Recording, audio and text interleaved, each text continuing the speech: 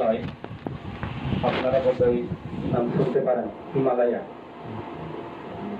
হিমালয়ে এক প্রকার বৃক্ষ আছে, বৃক্ষের নাম মহাশাল বৃক্ষ। ওই বৃক্ষ হিমালয়কে আশ্রয় করে ত্রিবর্ধনে বর্ধিত হয়, তিনটি কারণে বড় হয়। সেই তিনটি কারণ কি? এক হলো শাখা পত্র পল্লবের ধারায় বর্ধিত হয়, মহাশাল বৃক্ষ। দুই হলো ছাল, পাকল আর কি, ছাল এবং কঠিন আবরণের দ্বারাই বর্ধিত হয়। 3 নম্বর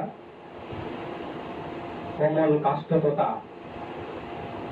ভিতরে যে হাড় থাকে, সারটাকে মজ্জা বলে, মজ্জার কারণে বর্ধিত হয়। 3টি কারণে। তিক্তদ্রুপ, হিমালয়ে বুদ্ধ উপমা দিয়েছেন বুদ্ধাদি জ্ঞানী গুণী সৎপুরুষদেরকে। বুদ্ধাদি জ্ঞানী গুণী সৎপুরুষ হিমালয়া সদৃশ। শাল বৃক্ষ যেমন হিমালয়কে আশ্রয় করে 3টি কারণে বর্ধিত হয়, তিক্তদ্রুপ যারা জ্ঞানী ব্যক্তি, ওরাও বুদ্ধাদি সৎপুরুষ জ্ঞানী গুণী সংস্পর্শ থেকে, আশ্রয় থেকে 3টি কারণে জীবনকে সাফল্যমণ্ডিত তথা জীবন সার্থক করে। সেই 3 প্রকার কি? এক হলো শ্রদ্ধায় জীবনকে প্রতিষ্ঠিত করা, দুই হলো শীলে জীবনকে প্রতিষ্ঠিত করা, 3 হলো প্রজ্ঞায় জীবনকে প্রতিষ্ঠিত করা। যারা এরকম জীবনকে বুদ্ধাদি সৎপুরুষ মহাপুরুষকে আশ্রয় করে জীবনকে শ্রদ্ধা, শীল, প্রজ্ঞায় প্রতিষ্ঠা করতে পারে, ওদের জীবন ধন্য হয়, ওদের জীবন সার্থক হয়, ওদের জীবন দুঃখ মুক্তি হয়। তো সেই দৃষ্টিকোণ থেকে বলবো যে উপাসক, আয়োজক কুমড়া সিং এর বাবা, ওর গুণ দেখে আমি মনে মনে চিন্তা করি, সম্ভবত শুনতে পারেন অথবা জীবিত কেউ করতে পারেন মহাকপ্পিন রাজার কথা। মহাকপ্পিন রাজা কিভাবে কি কর্ম করে রাজা হয়েছে এবং মনুষ্যলোকে মনুষ্য সুখ, দেবলোকে দেব সুখ, কি কর্ম করে কোন পথে চলে ওই রকম সুখ পেয়েছেন তথা অন্তিমে দুঃখ মুক্তি হয়েছেন, তার যদি জীবন বৃত্তান্ত আমরা যদি পাঠ করি অথবা গবেষণা করি, তাহলে দেখতে পাবো যে অনেক জন্মের আগে ওদের এক বিশাল গ্রাম ছিল। ওই গ্রামে 1000 পরিবার বাস করত, 1000 পরিবার। তো 1000 পরিবারের একটা বড়ই অদ্ভুত মিল ছিল। টাকা পয়সা, ঘর বাড়ি, জায়গা জমি অন্য কিছু পার্থক্য থাকলেও ওদের একটা এতই বড় অদ্ভুত সুন্দর একটা গুণ ছিল যে ওরা খুবই একতাপূর্ণ। ওদের গ্রামে যারা ছিল 1000 পরিবার, সবাই একতাবদ্ধ। তো মাঝে মাঝে গৃহসভায় আলোচনা হতো। তো যে বড় মুরব্বী, ওর একটু বুদ্ধি জ্ঞান এই চরিত্র ভালো ছিল। তো ওর কথাও ওই গ্রামের লোকেরা সকলে মানত, সকলে শ্রদ্ধা করত, সকলে সম্মান করত।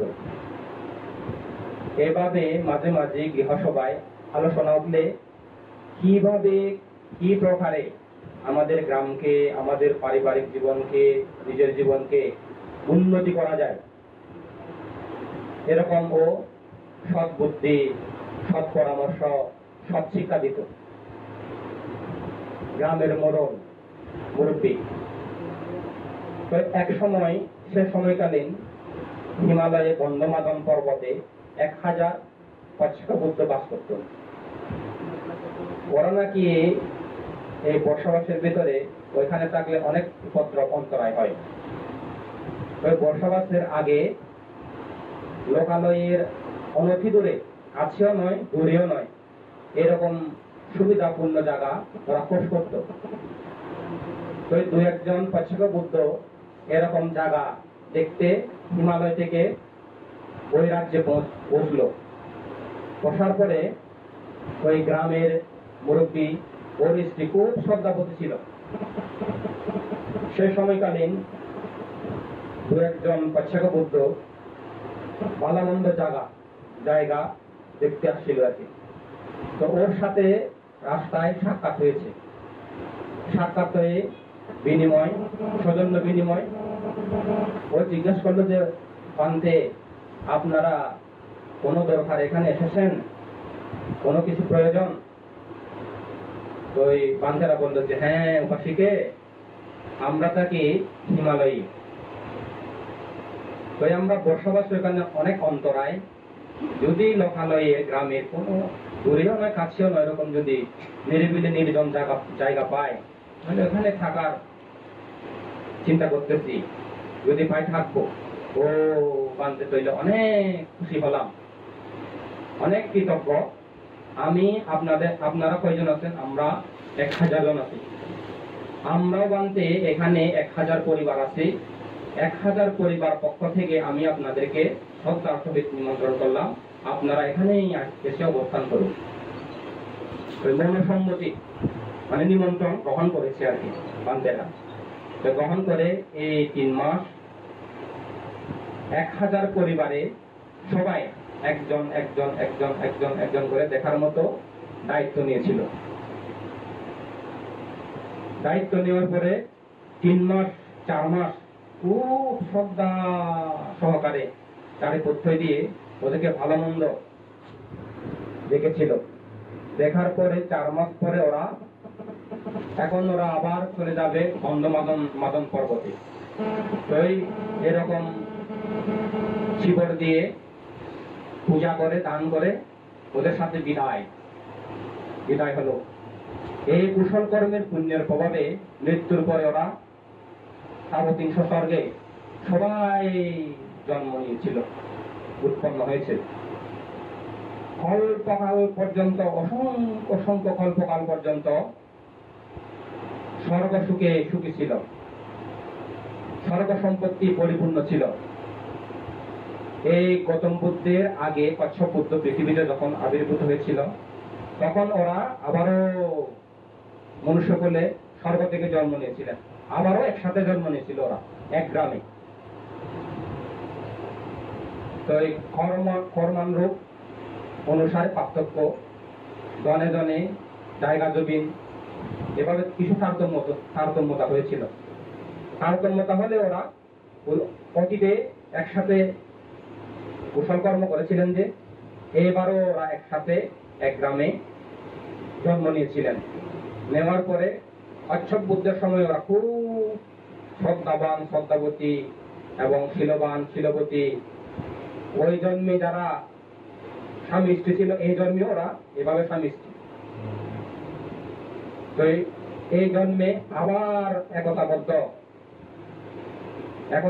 হয়ে 1000 ভক্ত প্রমাণ একটা বিহার দান করেছে ওরা কচ্ছপ বুদ্ধকে। ওইখানে 20,000 বান্তে থাকতে পারে। 20,000 বান্তেকে নিমন্ত্রণ করে বুদ্ধ প্রমুখ ভিক্ষু সংঘের উদ্দেশ্যে দান করেছিল ওরা। দান করার পরে আবার মৃত্যুর পরে স্বর্গে এক বুদ্ধান্তর কল্প। এই গৌতম বুদ্ধের সময়ে সবাই আবার যে মুরব্বী, ও হয়েছে মহাকপ্পিন রাজা, ওর যে মন্ত্রী পরিষদ ছিল, ওর সৈন্য সামন্ত, ওরা তো এই রাজকুলে জন্ম নিয়ে ওই কচ্ছপ বুদ্ধের সময়কালীন যখন ওই স্বামী স্ত্রী এই জন্মেও ওরা স্বামী স্ত্রী কচ্ছপ বুদ্ধের সময়ে ওর স্ত্রী প্রার্থনা করেছিল যে বান্তে আমি এই কুশল কর্মের পুণ্যের প্রভাবে অনুজা নামক পুষ্প পদ্ম পুষ্প সুগন্ধি খুবই সুগন্ধি যাহাতে আমার চেহারা বর্ণ ওই পদ্ম ফুলের ন্যায় হয় এবং আমার নামও যাহাতে অনুজা নামে হয়। পুণ্য কার্য এবং প্রার্থনা কিসের জন্য প্রয়োজন? প্রয়োজন নাকি প্রয়োজন নয়? আসলে প্রয়োজন। কেন প্রয়োজন? নির্দিষ্ট হওয়ার জন্য। আপনারা যদি কোনো একটা নির্দিষ্ট কিছু চান তাহলে পাঁচটা গুণ অবশ্যই অর্জন করবেন। সে পাঁচটা গুণ হলো শ্রদ্ধা, শীল, শ্রুত, ত্যাগ, প্রজ্ঞা। যার জীবনে এই পাঁচটা গুণ থাকে ও যদি প্রার্থনা করে, যেটাই প্রার্থনা করে জন্ম জন্মান্তর এটাই তার অবশ্যই নির্দিষ্ট হবে, কেউ ওর কাছ থেকে কেড়ে নিতে পারবে না। যে হোক পৃথিবীতে ওর জন্য নির্দিষ্ট। যেমন নির্দিষ্ট কি, আমি যদি মনুষ্য জন্মে জন্ম নিই, প্রতিটি জন্মে যাহাতে রাজা হয়ে জন্ম নিই, আমি এই পুণ্যের প্রভাবে রাজা হতে পারি মতো। এই জন্মান্তরে মনুষ্য লোকে আপনি পঞ্চশীল নিখুঁতভাবে পালন করবেন, দেখবেন মনুষ্য লোকে আপনি রাজা হয়ে জন্ম নেবেন। রাজা হলে আবার সাধারণ রাজা নয়, অসাধারণ রাজা। ধনে জনে মানে সম্মানে ক্ষমতায় জ্ঞান বুদ্ধি সব দিক থেকে পরিপূর্ণ। তো এটা যদি প্রার্থনা করতে চান তাহলে পাঁচটা গুণ প্রাপ্ত করুন। পাঁচটা গুণ থাকলে অবশ্যই প্রার্থনা পরিপূর্ণ হয়। ওই অনুজা এই বুদ্ধের সময়কালীন ও রাজ পরিবারে রাজার মেয়ে হয়ে জন্ম নিয়েছিল, মহাকপিল রাজার ছেলে হয়ে জন্ম নিয়েছিল, মহাকপিল রাজা। তো এক সময় শ্রাবস্তী নগর থেকে বণিক ব্যবসায়ী ওরা ওদের রাজ্যে ব্যবসার জন্য এসেছিল। ওরা আসার পরে ওই মহাকপিল রাজার সম্মুখে পৃথিবীতে তথাগত ভগবান আবির্ভূত হয়েছেন, শুধু এই সংবাদ ওদের মুখ থেকে মহাকপিল রাজা শুনেছিল। শুনে এতই আনন্দ, এতই প্রফুল্ল, এতই শ্রদ্ধা উৎপন্ন হয়েছিল যে সাথে সাথে ওদেরকে 3 লক্ষ টাকা পুরস্কার দিয়ে দিল, উপহার। আপনারা যে পৃথিবীতে ত্রিরত্ন উৎপন্ন হয়েছেন এই সংবাদটা নিয়ে আসছেন, সে কারণে আপনাদেরকে আমি 3 লক্ষ টাকা উপহার দিচ্ছি, নিয়ে নেন। ওই খবর শ্রবণ করে, বুদ্ধের উৎপত্তি খবর শ্রবণ করে ও বলে যে আমি আর এখানে থাকবো না, বুদ্ধের সাথে অবশ্যই আমার সাক্ষাৎ হতে হবে, অবশ্যই দেখা করতে হবে। তো দেখা করবে শুনে ওর সঙ্গে ওর বন্ধু মন্ত্রী পরিষদ, আমরাও চলে যাবো আপনার সাথে, চলেন যায়। তো ওই রাজ্য থেকে শ্রাবস্তী 120 যোজন বোধহয় দূরত্ব ছিল। তো বুদ্ধের একটা গুণ হলো প্রত্যেক দিন করুণা সমাপত্তি জ্ঞানে বসে আজকে কার মার কখন লাভের হেতু আছে পৃথিবীতেও দেখবে, বিশ্ব ব্রহ্মাণ্ডে। এই আপনারা যে আজকে 11 দিন যাবত 11 দিন ব্যাপী এক নাগারে পিণ্ডদান সহ নানাবিধ দান কার্য সম্পাদন করলেন। আর গত মাসে আমাদেরকে নিয়ে 12 দিন, এমনিতে সুযোগ সময় হলে তো প্রতিদিন করেন। এই যে এই জীবনে নানাবিধ কুশল কর্ম সম্পাদন করতেছেন, এই কুশল কর্মগুলি খুবই করা দরকার। কারণ দুঃখ মুক্তি হতে হলে, সুখ পেতে হলে এরকম কুশল কর্ম করতে হয়। তো সে সময়কালে 3টা নদী ছিল, বড় বড় নদী, গঙ্গা নদী, মহানদী। তো এই বুদ্ধ দেখতেছিল ওরা তো আসতে একটু দেরি হবে না, ওরা না আসার আগে আমি গিয়ে এক বছর দিকে গিয়ে ওদেরকে অপেক্ষা করে থাকবো। ওর এমন শ্রদ্ধা, 3টা নদী ঘোড়া দিয়ে অধিষ্ঠান করেছিল। সত্যিকারে যদি তথাগত ভগবান পৃথিবীতে আবির্ভূত হয়ে থাকেন, তাহলে আমার ঘোড়া গাড়িগুলো পানিতে ডুববে না, মাটির নিয়ে চলে যাব। এমন শ্রদ্ধা প্রবল, ওই নদীগুলো মাটির নিয়ে ও ঘোড়া গাড়ি দিয়ে পার হয়েছিল। তো এই 3য় নদী পার হওয়ার পরে নদীর পাড়ে দেখতেছে তথাগত ভগবান বুদ্ধ ষড়রশ্মি বিচ্ছুরিত করে বোধি বৃক্ষে উপবিষ্ট হয়ে আছেন, বসে আছেন আর কি।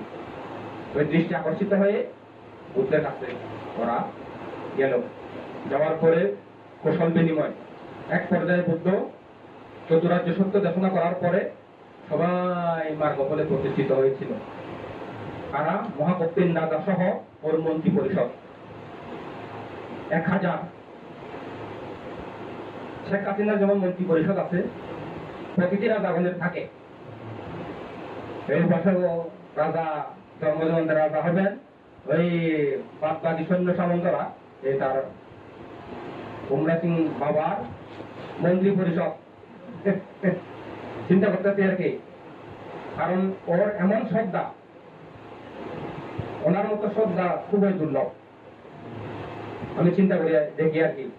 তো এরকম বুদ্ধ দেখলো ওরা মার্গ ফলে প্রতিষ্ঠিত হয়েছে। তো দেখতেছে ওদের ভিক্ষু হওয়ার মতো অতীতে অষ্টপরিষ্কার দানের হেতু আছে কিনা।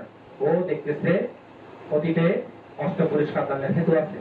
এসব ভিক্ষু বলার সাথে সাথে বৃদ্ধিময় পাত্র শিবরদারে বেদিনের বান্ধ হয়েছিল ওরা।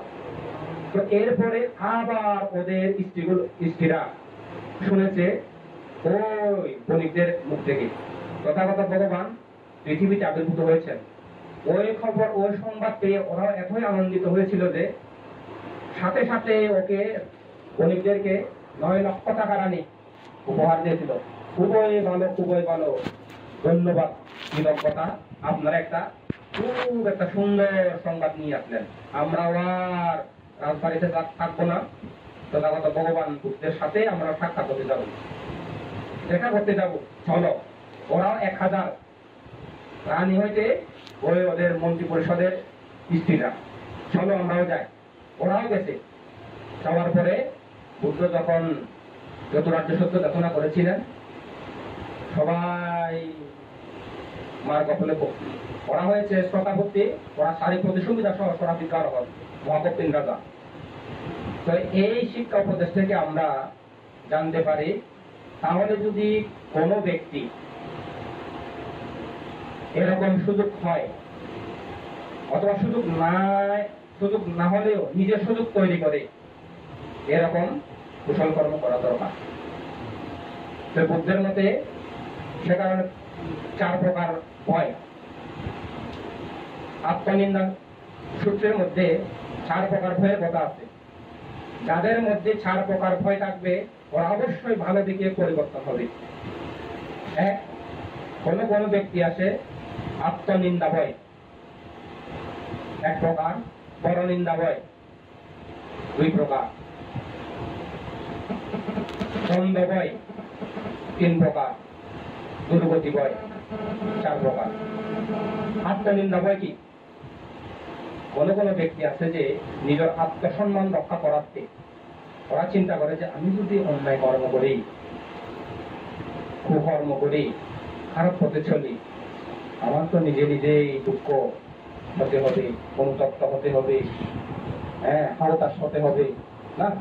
আমি কায়িকভাবে, বাসনিকভাবে, মানসিকভাবে কোনো কুকর্মে লিপ্ত হব না, কুশল কর্ম করব। এইভাবে আত্মনিন্দার ভয়ে ও নিজে ঠিক হয়ে যায়। আমি যদি মদ খাই, আমি যদি মা বাবাদের কথা না শুনি, ওদের সাথে খারাপ ব্যবহার করি, লোকেরা কি বলবে? পাড়া প্রতিবেশী লোকেরা কি বলবে? আত্মীয়রা কি বলবে? বন্ধু বান্ধবরা কি বলবে?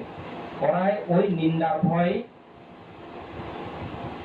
তারপর কলঙ্কিত ভয় উৎপন্ন হয়ে আপনি নিজে সংশোধন ভালো হয়ে যায়। এরা খুব ভালো, যারা আত্মসম্মানবোধ চিনে বুঝে কায়িকভাবে সুচরিত, বাসনিকভাবে সুচরিত, মানসিকভাবে সুচরিত, এক কথায় পুণ্য কার্যে নিয়োজিত। এই আয়ুষ্মান জ্ঞানলব্ধান্তে তখন যে আর্যস্থানিক মার্গের কথা বলেছেন, ঠিক এভাবে চললে। 2 পরনিন্দা ভয়। কেউ কেউ ঠিক এভাবে ভালো হয়ে যায়, আমি গোপনে করি, প্রকাশ্যে করি, আমি তো নিজে জানবো। আমি যদি খারাপ কাজ করি, খারাপ কথা বলি, খারাপ চিন্তা করি, মানুষেরা কি বলবে? ওরা বললে তো আমার লজ্জায় মাথা উঁচু করে পারবো না, বাইরে যেতে পারবো না, বন্ধু বান্ধবদের সাথে মিলেমিশে করতে পারবো না। এভাবে নানাবিধ ভালো চিন্তা করে মানুষের নিন্দার ভয়ের কারণে ওই আপনা আপনি ভালো হয়ে যায়। কায়িকভাবে ভালো থাকে, বাসনিকভাবে ভালো কথা বলে, মানসিকভাবে ভালো চিন্তা করে। যারা এভাবে নিজেকে সঠিকভাবে সত্যের পথে নিয়োজিত রাখতে পারেন, কোথাও ভালো। ওদেরকেও বুদ্ধ প্রশংসা করেছেন। যাদেরকে বুদ্ধ কিন্তু প্রশংসা করেছেন, ওদের জীবন কিন্তু অবশ্যই সার্থক হয়েছে। সে কারণে বুদ্ধ কর্তৃক প্রশংসনীয় কর্ম করা যার তার পক্ষে সম্ভব না। জ্ঞানীরাই করতে পারে, অজ্ঞানীরা কিন্তু করতে পারে না। তো 3 নম্বর, দ্বন্দ্বের ভয়। প্রতিটি রাজার দ্বন্দ্ব বিধান, নিয়ম কানুন, আইন আছে না? অবশ্যই থাকে। আইন থাকে, বিধান থাকে, সমাজেও থাকে। আমি যদি মা বাবাকে কষ্ট দিই, অথবা চুরি করি, প্রাণী হত্যা করি, মিথ্যা কামাটা, পরকিয়া করি, অথবা মিথ্যা কথা বলি, যেমন কালকে পেপারে দেখলাম যে সাহেব এত দুর্দান্ত দুরন্ত মৃত্যু, এত প্রতারক, তার মতো এখনো দেখি নাই। চিটাগাং একটা কোম্পানি থেকে মানে রোড পারমিট করে দেব, গাড়ির যন্ত্রাংশ রোড পারমিট করে দেব বলে 91 লাখ টাকা নিয়েছিল। কোথায় রোড পারমিট, কোথায় কি? ওর কাছে গেলে আবার পিতা খায়, মারা খায়। তো এখন এক মামলায় ঢুকে গ্রেপ্তার করে, অন্যান্য সবাই এখন সুযোগ পেয়েছে। কোন ব্যক্তি আছে যে আমি যদি এরকম অন্যায় কর্ম করি, আমাকে তো রাজা শাস্তি দেবে, সরকারের শাস্তি দেবে, দণ্ডবিধান আছে, জেলে থাকতে হবে, অথবা সমাজে শাস্তি আছে, না আমি এরকম অন্যায় কাজ করব না। এই দ্বন্দ্বের ভয় যাদের থাকে, ওরাও ভালো হয়ে যায়, এটাও ভালো। বুদ্ধ তাদেরকে প্রশংসা করে। দুর্গতি ভয়। 4 নম্বর হলো দুর্গতি ভয়। দুর্গতি ভয় কি?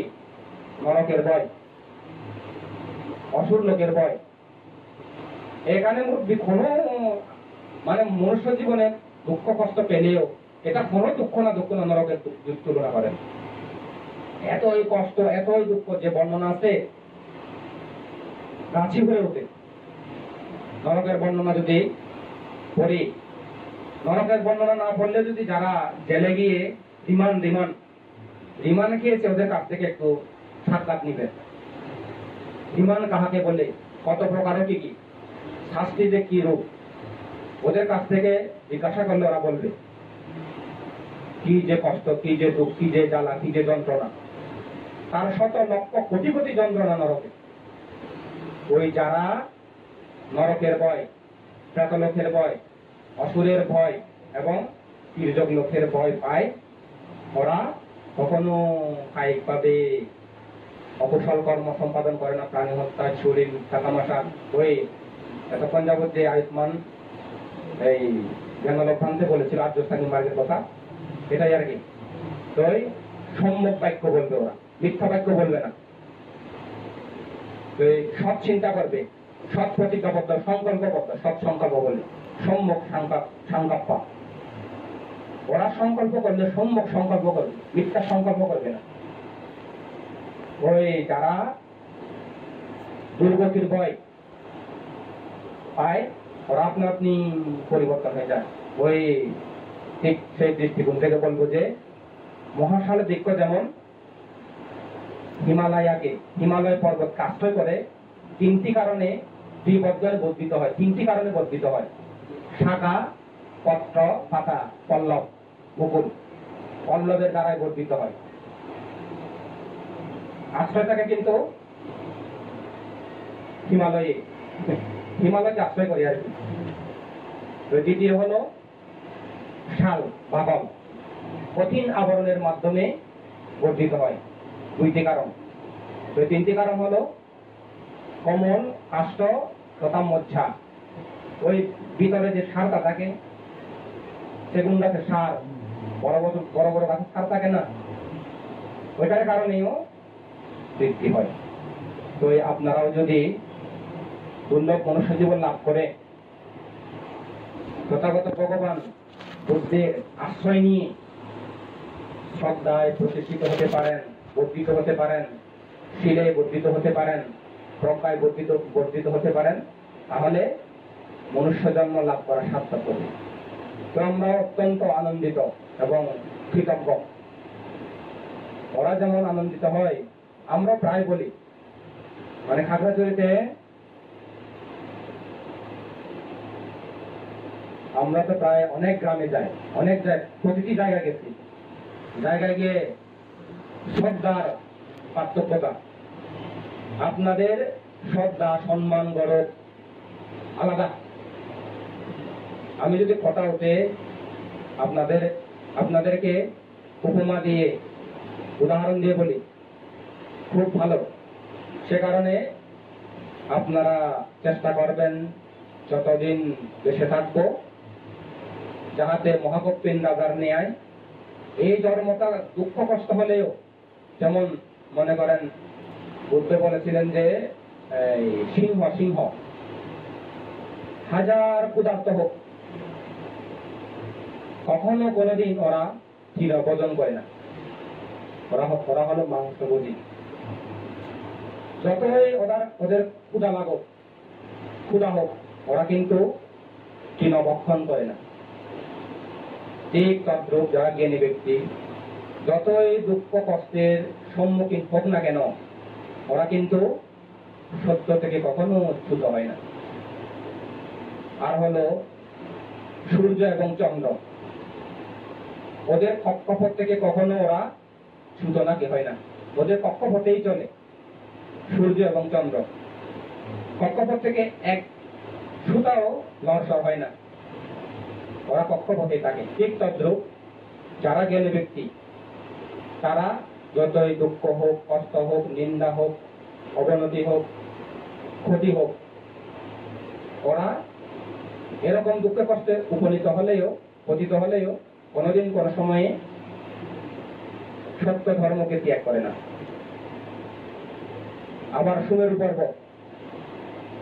সুমেরু পর্বতের একটা গুণ, বায়ুর দ্বারা কম্পিত হয় না, মানে বাতাসের দ্বারা নড়াছড়া করে না।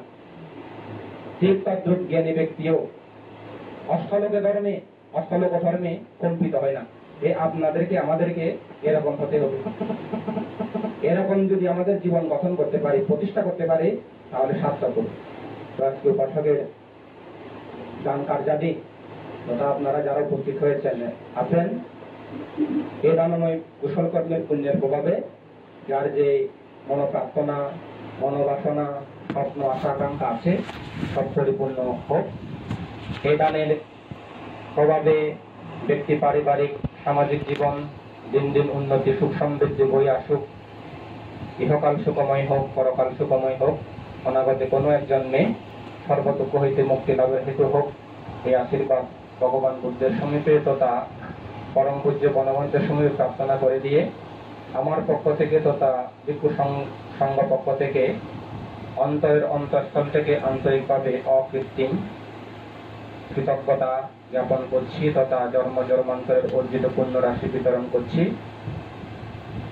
বিশ্বের সকল প্রাণী সুখী হোক, এই মৈত্রী কামনা পোষণ করে আমার ধর্ম আলোচনা এখানেই সমাপ্ত করলাম।